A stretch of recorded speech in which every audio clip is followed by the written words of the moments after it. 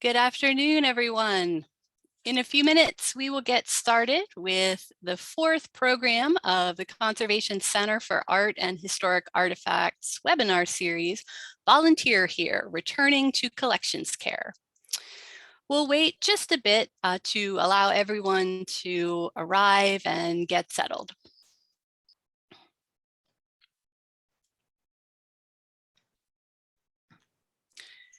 In the meanwhile, if this is your first login to an educational program presented by the Conservation Center for Art and Historic Artifacts, or CCAHA for short, a special thank you for joining us. We are glad you're here.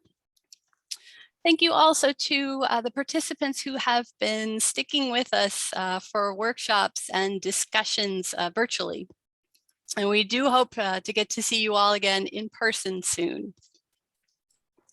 My name is Amelia Amick, and I am a preservation specialist at CCAHA. Today's session is the final one of our Volunteer Here series. As with last week's session, if you were with us, our focus today will be on practical training for some of the hands-on activities that are part of your assigned tasks during what we all keep referring to as the new normal. This session is a Zoom webinar and it's being recorded. The recording will be shared with you via email in the next few days, along with a resource sheet from the speaker. As we get into the program today, you may send a message to the speaker in the chat box. All questions and comments in the chat box will be addressed after the presentation. I will add too, if you have any questions related to the first two sessions of this series or the series overall, I'll be here at the end as well, and I'm happy to try to help with any of those questions. Additionally, if you have technical questions during the presentation today, my colleague Alana Schaefer is here with us, and she is monitoring the chat for any troubleshooting issues. You can message Alana directly in the chat box. There's a pull down menu, and if you select Alana Schaefer, she will see your message. Hopefully the closed caption is appearing on your screen. If you haven't already done so and would like the captioning to appear on your screen, from the footer, you can select the little CC button. And lastly, these programs of the Conservation Center for Art and Historic Artifacts are funded with generous grant support from the National Endowment for the Humanities, the William Penn Foundation, and the Independence Foundation. A big thank you to these funders who have made the Volunteer Here webinar series possible. And now it is my pleasure to introduce my colleague, Stephanie Bailey. Stephanie is our Education Program Manager and Preservation Consultant at the Conservation Center for Art and Historic Artifacts. Stephanie is responsible for connecting CCAHA's in-person and virtual audiences to engaging educational programs, tours, and resources. Her work brings preservation awareness to cultural heritage professionals around the country and internationally. She also develops and presents conservation training and teaches workshops on the care and handling of paper artifacts. Stephanie has a wealth of experience and has worked at the Revs Institute for Automotive Research and Historical Study of Stanford University, Dumbarton Oaks Research Library and Collection, the National Gallery of Art, and she's also served as an adjunct professor at Florida Southwestern State College. She holds an MA in art history from the George Washington University and a BA in art history from Beloit College. Today, Stephanie is presenting Returning to Collections Care and When You Can Handle the Artifacts. And with that, I will turn it over to you, Stephanie. Thank you, Amelia. Good afternoon, everyone. I am Stephanie Bailey, and my pronouns are she, her. Before we begin this webinar on handling with this audience of cultural heritage caretakers, I would like to share that I am speaking to you today from the banks of the gentle rippling waters of the Okanagan. This location is now referred to as Wallingford, Pennsylvania. The Okanagan was first named and tended by the Okahawking band, called Down the River People by fellow tribes, and of the Unani clan of the Lenni Lenape. I honor this waterway that provides sacred life and transportation. I acknowledge with humility and gratitude the Okahawking who previously, currently, and in the future connect to these traditional lands. I am now going to turn off my video so that I can manage the presentation. And so you can have full view of my slides.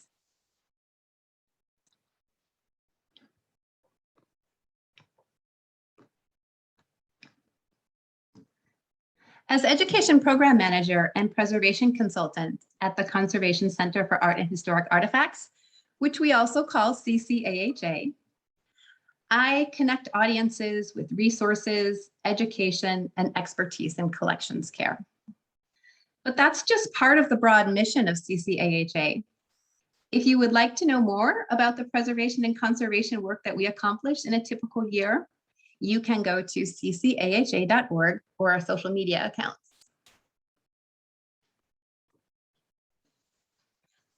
Today's webinar is, of course, presented by CCAHA, and it is the last of 4 in our Volunteer Here series, which is geared towards volunteers that work with collections, as well as staff that leads collections-centered volunteer programs. We designed this series with small institutions in mind. The first 2 sessions back in September addressed the basics of working in a volunteer program within the context of what we're calling the new normal, so to speak. And then session 3 included practical information about why preservation best practices are so significant to hands-on work with collections items. In this 4th and final session, I present and when you can handle the artifacts. This webinar content assumes that volunteers have been safely welcomed back to their institutions currently or at some date in the very near future to revisit, continue with caution, or even start some new activities with collections. I will review what a volunteer should thoughtfully consider before joining hands-on work and provide a refresher on handling protocol and practices, even while socially distanced and masked.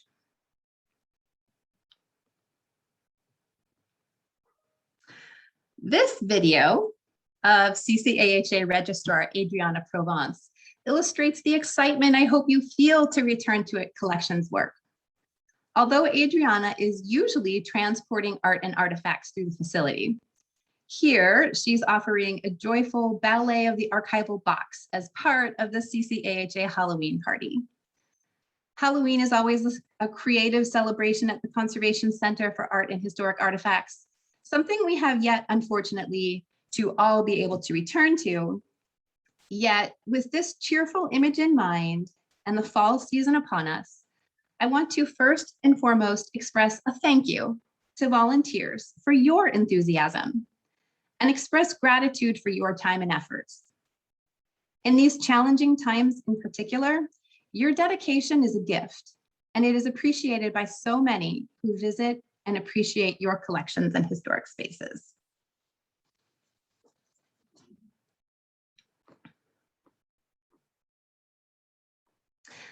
So I'd now like to check in on how you might be feeling at this time about returning to work with collections items, which we all know requires tactile skill, thoughtfulness, some physical strength, and often repetition. So remember that in session 2 of the Volunteer Here series, folks expressed some concerns about returning to their institution. That is, in a quick poll, previous participants replied about being a little uneasy first, thinking that they really needed to kind of relearn the work that they have been separated from since initial pandemic-related closures at their institution. They also worried about wearing masks all day while in museum and archive spaces, and socially distancing with colleagues who they were really anxious to kind of collaborate with again. But now, as you prepare to handle artifacts, what are your specific concerns? Alana, can you please open the poll? And participants, please select a response that best describes your primary concern. Are you thinking, number one, that you might need a refresher on handling protocol?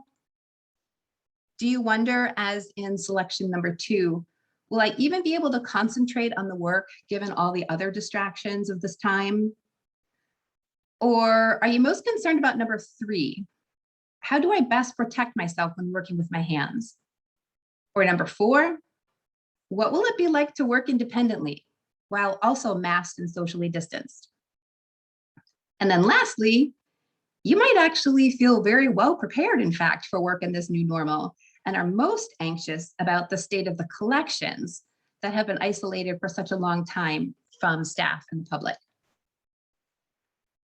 So I'll give you a couple of seconds to think thoughtfully about which selection is your primary concern. Unfortunately, the poll doesn't allow us to let you select more than one, so you do have to think of a single choice. Can we see the results, Alana? Or perhaps you can read them to me if it's not possible to share. Okay, a large portion of you feel like a refresher would be a good thing, and then followed by a confidence in feeling very well prepared, but kind of concerned about what you might find when you get back to your institution. Thanks for participating in that poll. I can't say that I'm too surprised by the answer.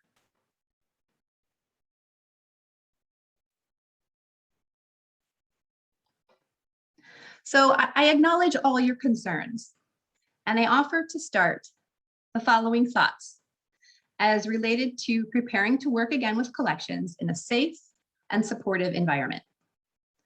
First and foremost, before returning to in-person work with collections, familiarize yourself with your current institutional COVID-19 policy. Be knowledgeable about required and potentially recurring health screening, required social distancing at your workspace, and potential capacity requirements while accessing small storage areas and processing rooms. Be fully prepared to follow the prescribed guidelines. And feel free to ask for clarification if it's needed. Note also where to register any confidential concern. That is, should you need to speak privately with your supervisor or perhaps another person at your institution, like the manager of human relations, the pandemic safety officer, or the head registrar, for example, identify that confidant in advance of return to work. Additionally, there may be some new channels of communication with your preferred confidant since the last time you were in person at your institution. In some cases, paper forms may still be the method of exchanging information and documentation, but iPhone apps, voicemail boxes, and other anonymous electronic portals may now be in use, especially as we continue to track the rapid impact of the Delta variant among us.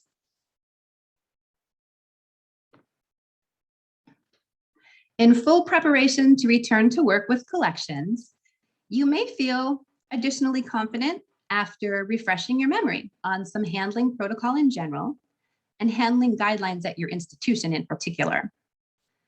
Ask for a copy of the handling policy or pull out the one you may have been provided with some time ago in the volunteer handbook. Check with your supervisor to confirm that the current handling policy will still be in effect upon return to in-person work. And if the handling policy needs some updating, I'm very certain that your suggestions would be welcome. In the hours that you have remaining to work from home, I suggest honing your knowledge of collections care by participating in one or a few of the many free webinars available online directly from museums, libraries, the National Park Service, and here at the Conservation Center for Art and Historic Artifacts. Hey, by the time this webinar is over, in fact, you will have completed one training module in handling basics. And the resource guide that I will provide at the end of this webinar has a list of recommendations for further viewing as well as reading. Here's a final thought on preparing to work in person with collections. Prepare a personal gear pack. While your institution hopefully is well stocked with disposable masks and gloves and cleaning supplies aplenty, maintaining some of these precious items with the tools and supplies of your own preference is a great way to stay on task with everything in easy and controlled reach. A gear pack ensures that you can tackle an activity while maintaining some regulation over your cache with less sharing. The goal here is to minimize exposure from communal hand tools. Personally, I prefer a gear apron with large, deep pockets. An apron is easy to put on and off, and it provides an additional measure of protection too from dust and droplets between myself and the artifacts. I'm always more than happy to bring that apron home and throw it in the wash at my convenience and not have to rely on the weekly laundry service in the laboratory. For those volunteers that work in an historic home or are regularly on the move throughout spaces of a museum or library, a gear pack or apron is a great way to get the stuff you need collectively to where you want it. Nearby will always be your preferred mix of tools and brushes, extra personal protective equipment, and your cell phone, for example.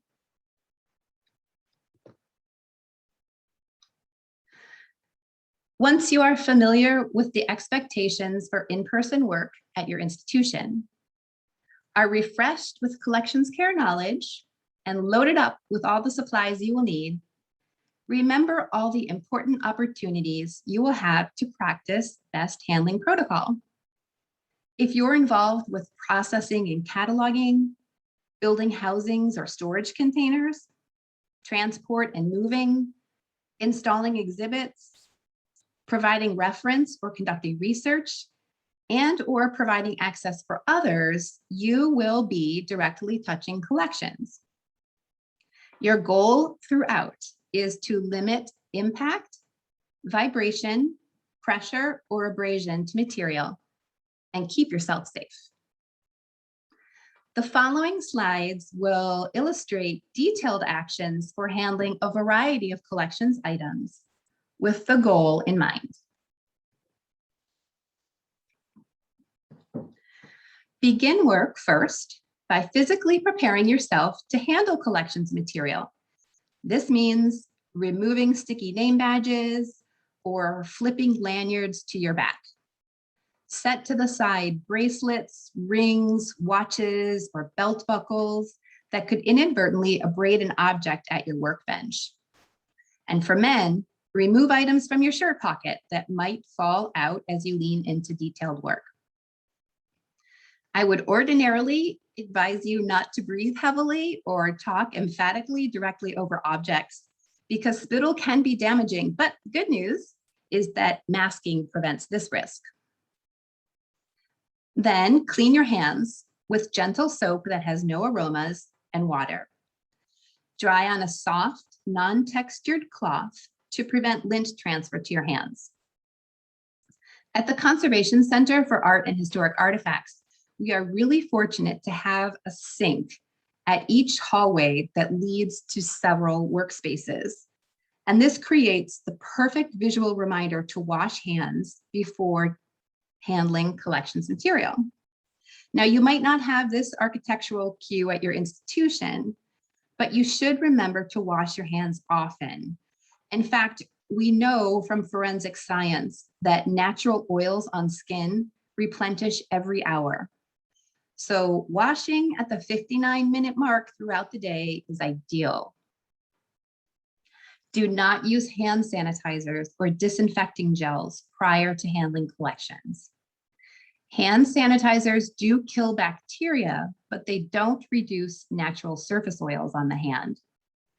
Hand sanitizers, admittedly, they're just part of our daily regimen in COVID-19 times. But a recent study by the Library of Congress proved that hand sanitizers do indeed introduce a measurable risk of transferring residues to collections material, which can cause visible discoloration. If hand sanitizers must be used, Allow your hands to thoroughly dry and choose a water-based, not alcohol-based sanitizer that has the fewest ingredients.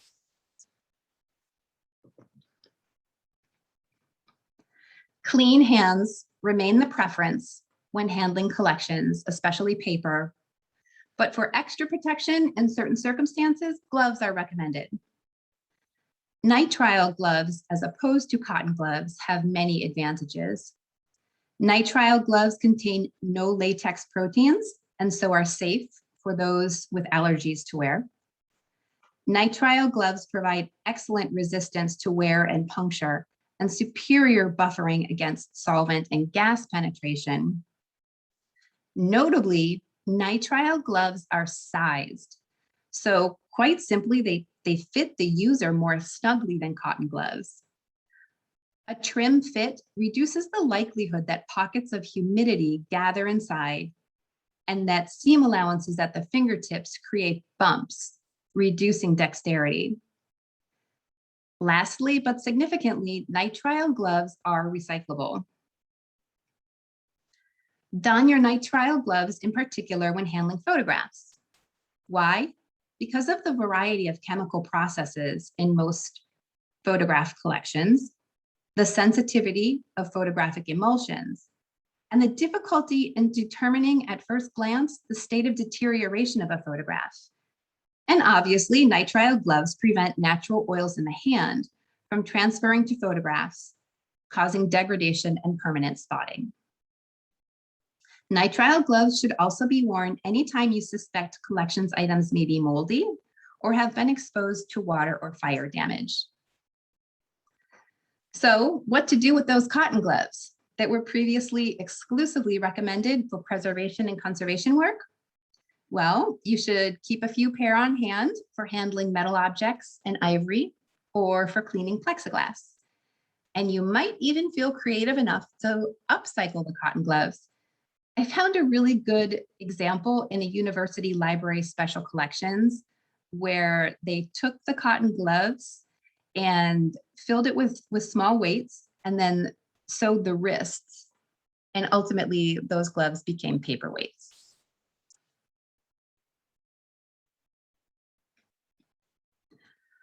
Despite how well you prepare your body and your hands to handle collections, you may at this point, especially if you volunteer at an institution with circulating items, be wondering about how the coronavirus interacts with material that can then potentially threaten human safety when touched.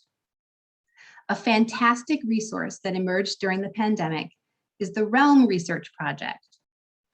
REALM is a collaboration between OCLC, a global library collaborative, the Federal Institute of Museum and Library Services, and Battelle, an applied science research and development company. The REALM website offers resources designed specifically for archives, libraries, and museums, including a number of free webinars. You can download here test results, raw data, and go deep into their analysis of the life cycle of the virus on artifactual material, preservation housings, and storage containers, if you like.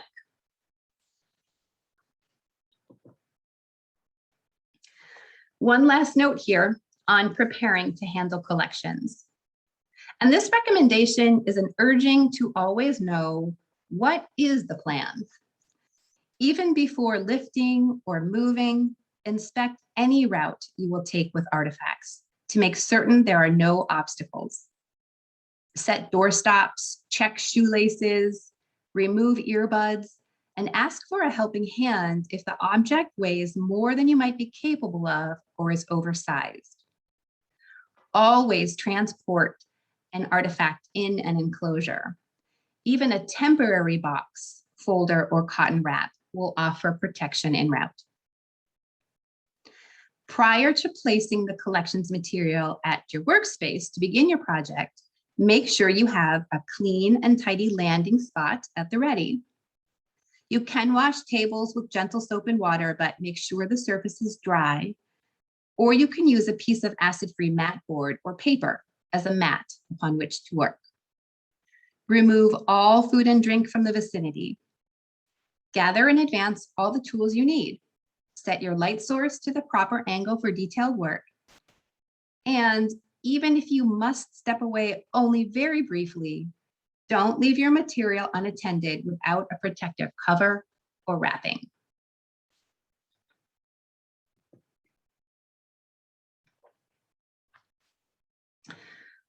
Wherever possible, we limit the extent and frequency of handling and moving objects. This just makes good sense. The less handling, the less risk of damage. However, now let's take a look at the specific actions for handling collections items when required to support their unique needs. Books and any bound material like pamphlets or magazines require support of the pages as well as the delicate bindings. So when removing a book from the shelf, do not grab the end band. The end band is the additional sewing support at the tail and head of the spine. The vulnerable end band reinforces the spine to the book cover, and it will weaken over time if it's stressed, compromising the entire structure of the volume. Instead, simply reach your hand behind the book. Give it a light nudge to separate it from its neighbors.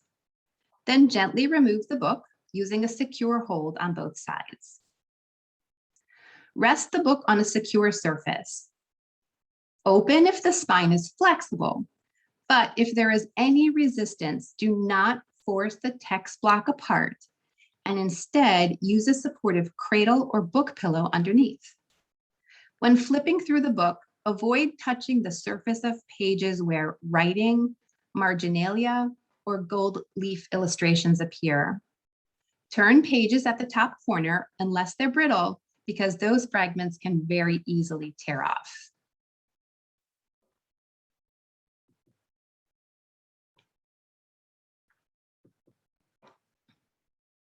When handling flat paper with clean hands, grasp firmly, but not so precisely that fingertips or fingernails might dent or mark the material. You may place hands at adjacent corners, keeping the distance between your hands taut for flipping a page.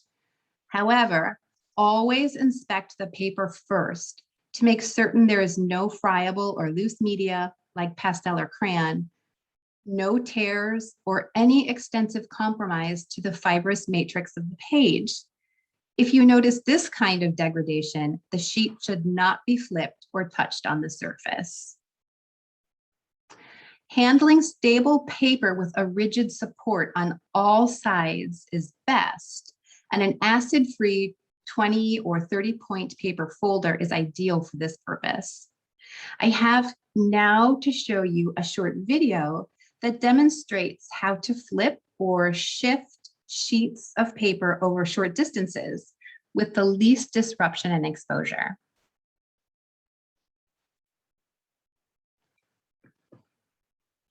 So I have here a 20-point folder that is really just a larger piece folded in half.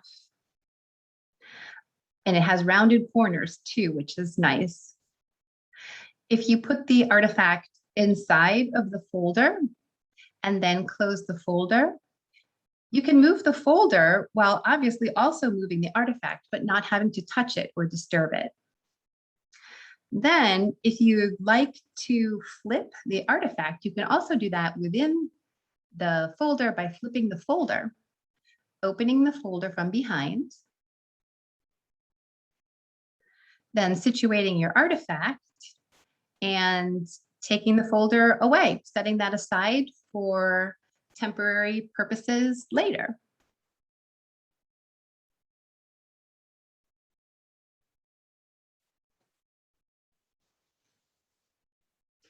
A paper artifact like a scroll, a panoramic photo, or oversized rolled document should not be unfurled unless absolutely necessary. First of all, because you're going to need a large workspace when the tightest of rolls unexpectedly reveals incredible length. Cracks, creases, tears, and fissures in emulsion may be present in rolled material as a result of previous attempts to bundle up that roll, and the artifact is extremely weak at these junctions. It is recommended that all fragile rolls be taken to a conservator for humidification, flattening, and appropriate preservation quality housing. However, if the roll is in stable condition, you may gradually and slowly unspool it in order to view the information within. And here I'm going to refer you to a short part of a video which features Barb Lemon, Senior Photograph Conservator at CCAHA. And she is going to, in this video, demonstrate the process of unspooling a stable rolled document. Let me get the video to exactly where I'd like it, so I can play it for you.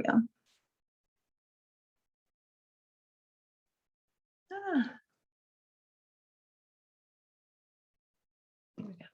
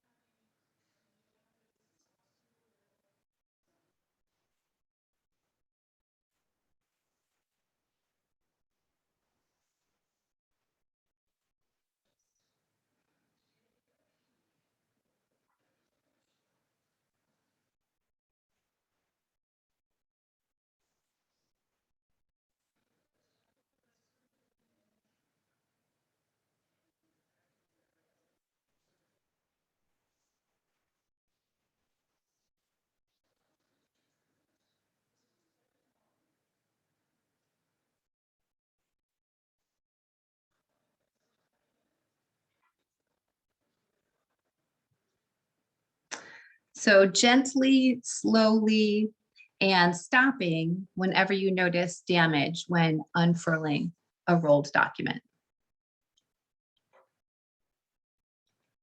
Before handling a framed object, examine the frame structure. Note that old frames can be easily damaged where gilding or plaster is weak or flaky. So to support the frame, do so from the bottom and both sides with the glazing facing towards you. Keep the vertical orientation of the image, that is, don't turn the frame upside down or sideways. Beware that if you are removing a framed document from the wall, you might encounter a poor hanging job in which the artwork actually is not at all secure in the frame. In this case, proceed slowly. If you observe any loose construction, rest the frame package flat in a box or on a cart for further handling. Don't ever handle a frame just by its hardware. Hardware is one of a picture frame's most important aspects, even though it's not on display. Hardware is the hanger, ring, or bracket, wire, clip, and bumper on the back of the frame. Hardware is precisely what holds the molding together, what ensures that your frame securely embraces the artwork on all four sides, and the mechanism to secure the frame package to the wall.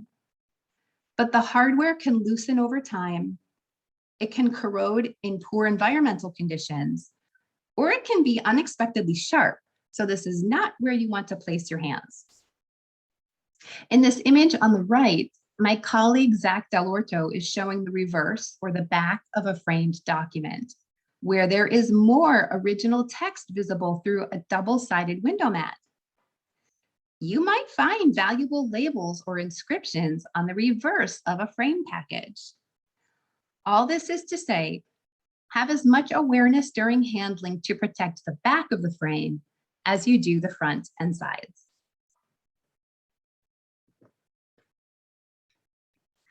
Objects need to be handled deliberately to avoid gripping at any protruding element.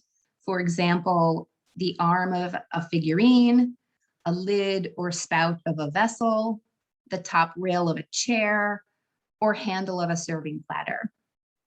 Always lift an object by its most central, most stable portion.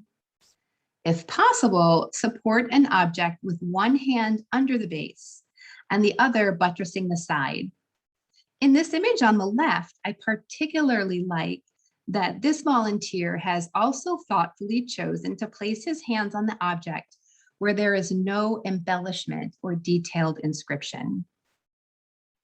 Look for cracks, previous repairs, weathering, soluble salt damage, staining, or flaking media that may indicate an instability and therefore susceptibility to damage during handling.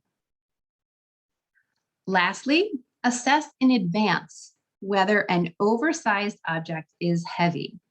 You may find that you don't, in fact, need assistance supporting the weight of the object, but you may need a helping hand from a colleague to hold the door open or walk in front of you to clear an uninterrupted path. Again, wrap the object for protection during handling and transport.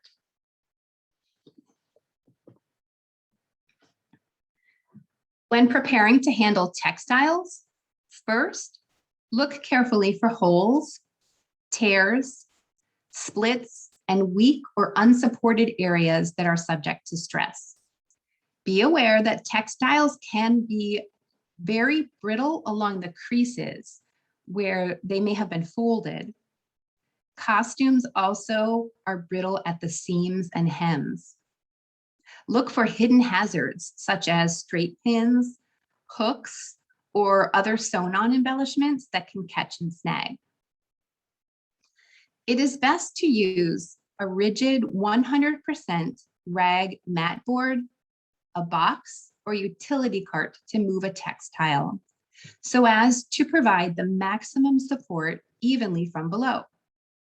Make certain that no yardage is dangling, like a sleeve, a sash, or a train, which can cause stretching and splitting of delicate fibers. Another option is to use acid-free unbuffered tissue, muslin, or Tyvek to create a sling when handling textiles over short distances. The sling prevents friction and pulling that can occur when shifting even a lightweight textile across a workspace. On the whole, though, try to handle the textile itself as little as possible.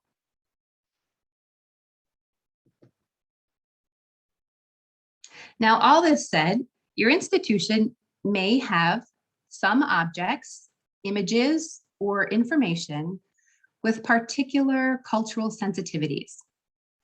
These items should not be handled in some cases by any non-members of a cultural community, you in particular, the general public at large, or even by anyone with clean, bare hands. Obvious examples of items with cultural sensitivity are sacred or holy pieces used in ritual.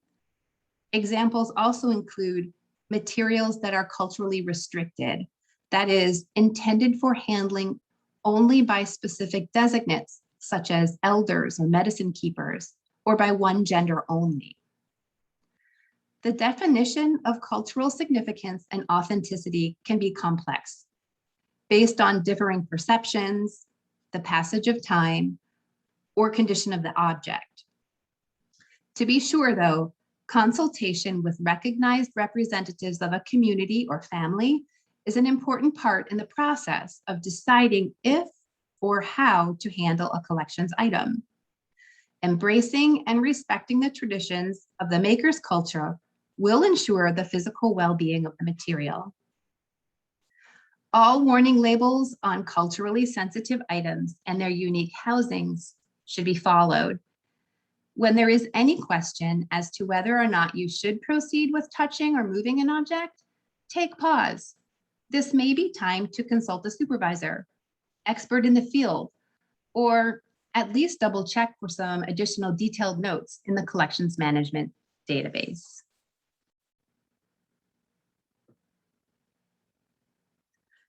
There are many steps that volunteers take to thoughtfully and safely handle collections in your care. However, sometimes before you touch material, you may need additional advice because of extreme fragility or another conservation concern like the appearance of friable media, tears, losses, or mold. In these cases, contact a professional conservator.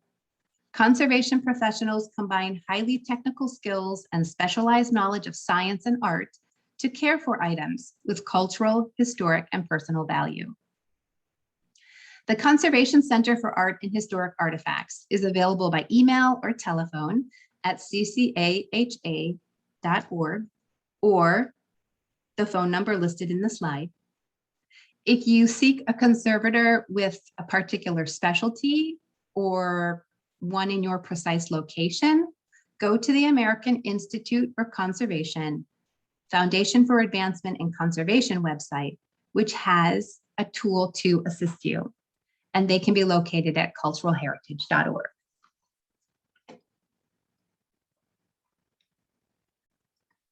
Improper handling is the most common cause of damage to artifacts, be it repeated or accidental. Although we know the guidelines and work most diligently to follow handling protocol to avoid the risks to ourselves and collections material, incidents happen. Any damage to an artifact or a casualty to its preservation housing must be carefully documented, stating the nature, cause, time, and location of the incident. Conservators, curators, and collections managers then may use this information to identify what treatment intervention could be required. It is always better to report an identified loss or accidental damage. This is no occasion for the proverbial principle of hear nothing, say nothing, see nothing.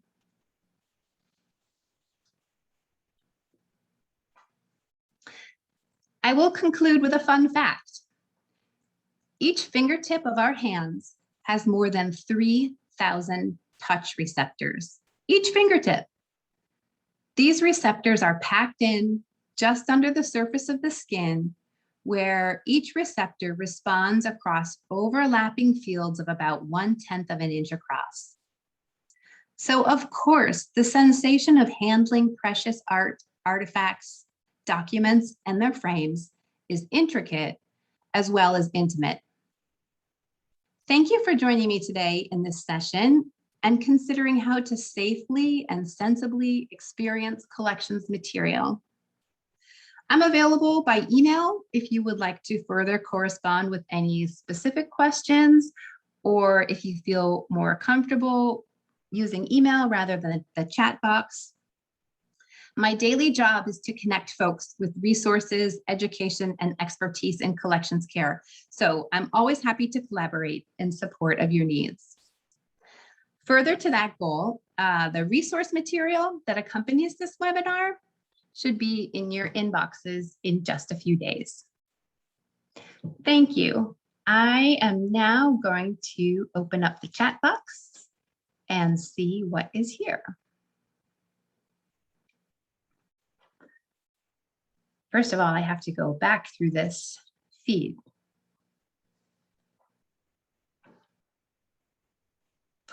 So I first see that 2 participants could not hear Barb's video. That's a bummer, but no matter. Actually, it is her hands in motion that I really wanted you to focus on. I wanted you to see the very delicate movement of her gloved hands as she unrolled the scroll in very small bits at a time.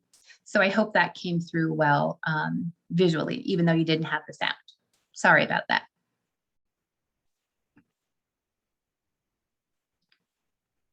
Oh, that's right.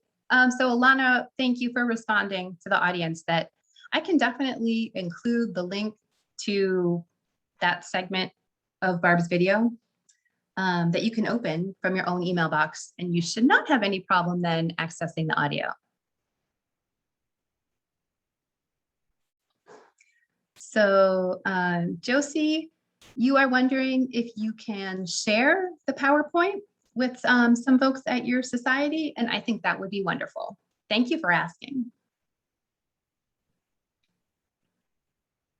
Thank you for your nice comments. I am going to also turn my video back on at this point. I'm back. So I wanted to turn my video back on because I thought of it when I saw this comment. Thank you very much for the feedback about the 4 sessions. And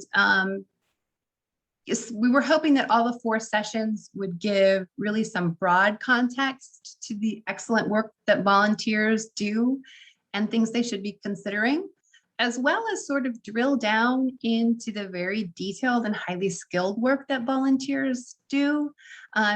So thank you for those of you who stuck with us for all 4 in the series. I do have my colleague Amelia here with me too, if you wanted to ask any questions that have come to mind since her presentation during the 1st and 2nd session. I'll give you a minute to think about that option as Amelia comes back. Hello again. I will pop back in. Thank you so much, Stephanie. That was wonderful. Maybe just to give everyone a few seconds more to think about any questions. I do want to share a quick plug for another upcoming webinar we are offering, and that is Finding Your Promotional Voice, Instagram for Collecting Institutions. You can register for that on our website, tcaha.org, under the events page.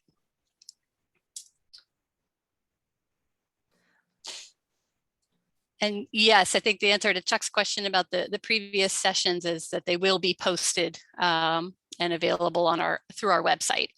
So you can, and the links might be up now for that. If they're not up now, they will be soon, but they will be available free of charge on our website, yes. Yep, the first 3 sessions are currently public on our YouTube, and I'll drop that link in the chat. Awesome, thank you, Alana. Lastly, one more thing I'll mention, a little bit of housekeeping. When you close out of this screen today, a survey will pop up asking you about your experience in today's session. If you have the time, we really appreciate any feedback you can provide. It will help us make sure that the programs we offer are responding to the collections care community's needs right now. So we appreciate your participation in that.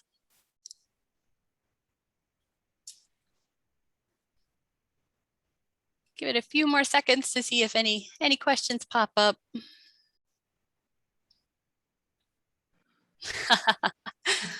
We appreciate that, Josie. Thank you very much. And I feel like the last thing that I want to do in particular, because this is a handling webinar, is to wave and say bye and thank you.